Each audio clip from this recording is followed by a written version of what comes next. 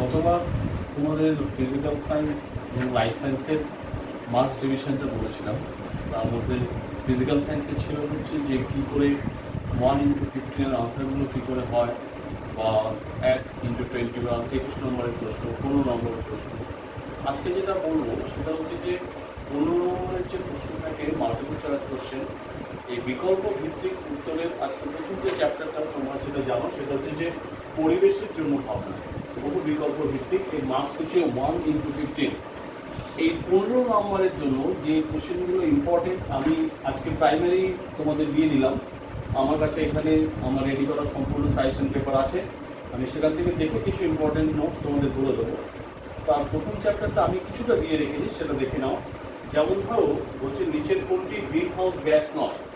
Option A methane, option B জলীয় বাষ্প, option C CO2 carbon dioxide, O2 oxygen, nitrogen. এক্ষেত্রে অনেক সময় প্রশ্নটার মধ্যে এই দুটো অপশনের একটা দেবে।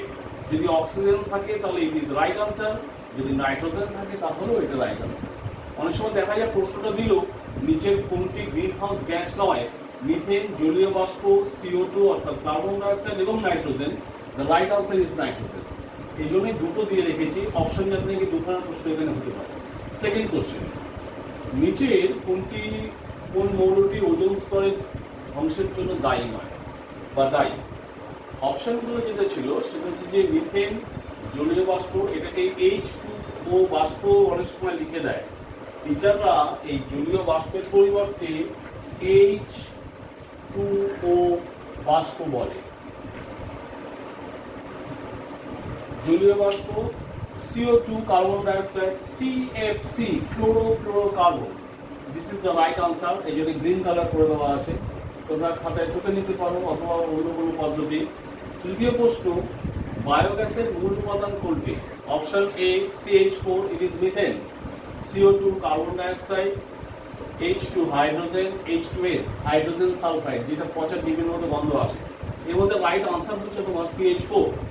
পরের প্রশ্ন, নিচের কোনটি ওজোন স্তরকে ক্ষয় করে না? Option A NO, option B N2S, option C CO2, option D CFC। The right answer is CO2 carbon dioxide. পরের কোশ্চেন, সৌরশক্তির উৎস যেটা আমরা পাই, সৌরশক্তির উৎসটা কি? যে কন্ডিশনগুলো আছে, অপশন এ নিউক্লিয় বিভাজন হতে পারে, বি নিউক্লিয় সংযোজন হতে পারে, কয়লা অথবা পেট্রোলিয়াম বা পেট্রোল। যেটা রাইট আনসার হবে হচ্ছে নিউক্লিয় সংযোজন। সিমিলারলি আরো প্রশ্ন দিয়েছি, দেখো গ্রিন হাউস গ্যাস হিসাবে পৃথিবীর উষ্ণতা বৃদ্ধির জন্য নিচের কোন গ্যাসটি অবদান সবচেয়ে বেশি? প্রশ্ন আনসার হবে হচ্ছে মাল্টিপল চয়েস কোশ্চেনের আনসার দেওয়া থাকবে NO2 বা N2O, CH4, CO2, H2 বাষ্প, এটাই জলীয় বাষ্প আসলে। তো আনসার হচ্ছে যে CO2। এর বৃদ্ধিতে এই কার্বন ডাইঅক্সাইড বেড়ে গিয়ে আমাদের বায়ুমণ্ডলের উষ্ণতা বাড়িয়ে দেয়। সেকেন্ড কোশ্চেন, 7 নম্বর, বায়োফুয়েলের একটি উপাদান, সেটা হচ্ছে পেট্রোল, কয়লা, ইথানল, ডিজেল। অনেক সময় মিথানল জায়গায় মিথেন লেখা থাকে, ইথানলটা রাইট আনসার হয়। পরের কোশ্চেন, নিচের কোন মৌলটি ওজোন স্তর ধ্বংসের জন্য দায়ী? অপশন এ মিথেন মানে হচ্ছে CH4, option B CO2 carbon dioxide, option C CFC chlorofluorocarbon, আর এটা জলীয় বাষ্প H2O বাষ্প বলে থাকে। এই CFC ক্লোরোফ্লোরোকার্বন এগুলো অ্যাকচুয়ালি রেফ্রিজারেটর বিভিন্ন আমরা যে সমস্ত ব্যবহার করি সেখান থেকে বেরোয়। এইটা খুব সাংঘাতিক ধরনের ক্ষতিকারক জিনিস, এর জন্য ওজোন স্তরের বেশ কিছুটা জায়গা হয়ে গেছে। নেক্সট, বায়ুমণ্ডলের যে স্তরটি জলবায়ু নিয়ন্ত্রণ করে, অর্থাৎ যে জলবায়ু যে নিয়ন্ত্রণ করার জন্য যে ট্রপোস্ফিয়ার, সেটোস্ফিয়ার, ওজোনস্ফিয়ার, আয়োনোস্ফিয়ার, যে স্ফিয়ারগুলো থাকে তার মধ্যে কোনটা? তার উত্তর হবে হচ্ছে ট্রপোস্ফিয়ার। নেক্সট হচ্ছে স্ট্র্যাটোস্ফিয়ার, সি হচ্ছে মেসোস্ফিয়ার, আর ডি হচ্ছে এক্সোস্ফিয়ার। এখানে ট্রপোস্ফিয়ারটা এখানেই আসলে জলবায়ু নিয়ন্ত্রণ হয়। কিন্তু এর পাশাপাশি আরো একটা প্রশ্ন হতে পারে, সেটা হচ্ছে বায়ুমণ্ডলের কোন স্তরে ঝড় বৃষ্টি হয়? ঝড় বৃষ্টি যেটা হয় বা ঝড় বৃষ্টির জন্য দায়ী যে স্তরটা, সেটার নামও কিন্তু ট্রপোস্ফিয়ার। পরের কোশ্চেন যেটা হচ্ছে, প্রতি কিলোমিটার উষ্ণতা বৃদ্ধিতে বায়ুর যে হাইট, যেটা টেম্পারেচার যেটা বাড়ে বা কমে, সেটা বলেছে যে বায়ু প্রতি কিলোমিটারে উচ্চতা বৃদ্ধিতে বায়ুমণ্ডলের উষ্ণতা কতটা বাড়ে বা কমে? অপশন এ 10 ডিগ্রি সেন্টিগ্রেড বা সেলসিয়াস কমে, 6.5 ডিগ্রি সেলসিয়াস কমে, 6.56 ডিগ্রি সেলসিয়াস বাড়ে, 10 ডিগ্রি সেলসিয়াস বাড়ে। Right answer is 6.5 degree Celsius কমে। এই অপশনে যতগুলো দেওয়া আছে this are all important question. এছাড়াও এই চ্যাপ্টারের উপর থেকে 1x21 21 নম্বরের প্রশ্ন, যে প্রশ্নগুলো পরীক্ষার সাধারণত এসে থাকে সেগুলো সংক্ষিপ্ত উত্তর, অর্থাৎ দু এক কথায় উত্তর দেবে। তো সেই প্রশ্নের সেট আমার এখানে আছে, আমি সেখান থেকে তোমাদের 2-4টে বলে দিচ্ছি। যাদের প্রয়োজন হবে, যে দরকার, তারা এই নাম্বারে ফোন করে আমার কাছ থেকে জেনে নিতে পারো। এখানে সায়েন্স গ্রুপের যে সকল ইম্পর্টেন্ট কোশ্চেন এবছর আসতে পারে তার সমস্ত set, physical science, life science এবং ম্যাথ এর ইম্পর্টেন্ট অল সেট সেখানে রেডি করা আছে। তোমাদের আগেই বলেছি কোশ্চেন সেট যেটা করে দেই, বেশিরভাগ যারা স্টুডেন্ট থাকে তাদের সেখান থেকে 80% 90% মার্কস তারা ক্যারি করে নেয়।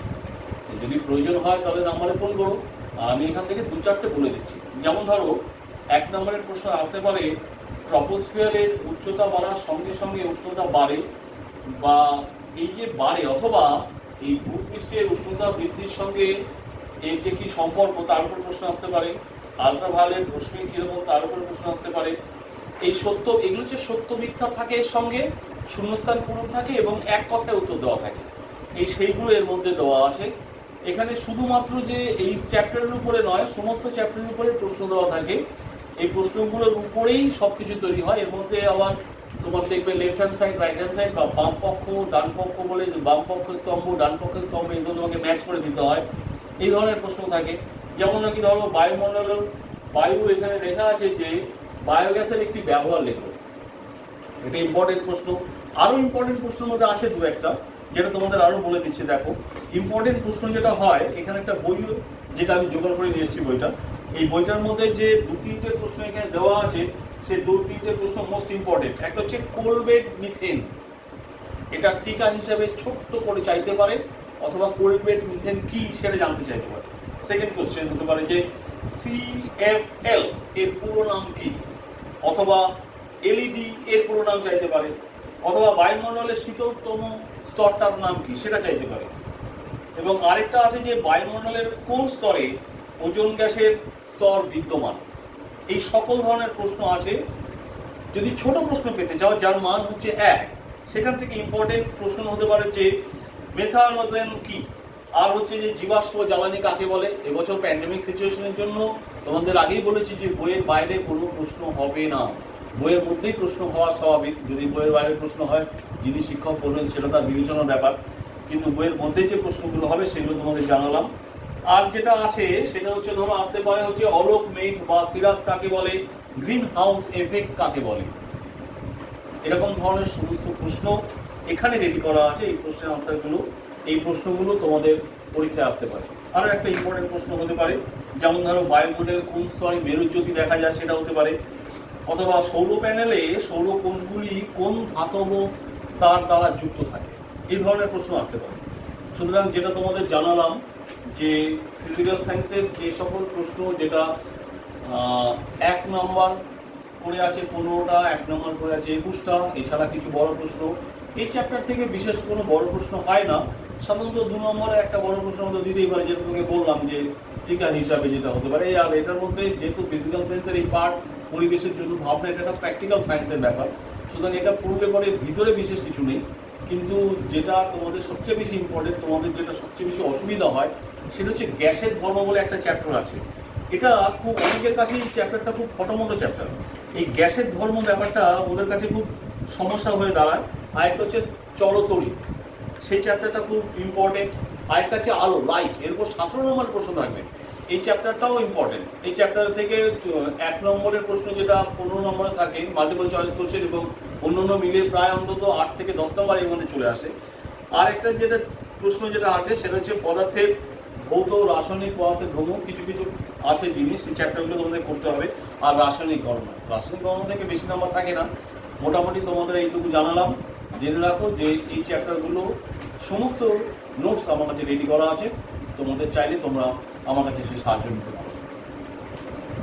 সকল প্রশ্নের পাশাপাশি যে কথাটা বলার খুব দরকার, যদি তোমাদের মনে হয় যে স্যারের ক্লাস তোমাদের ভালো লেগেছে তোমরা সাবস্ক্রাইব করো, লাইক করো, শেয়ার করো, এটা খুব ইম্পর্ট্যান্ট।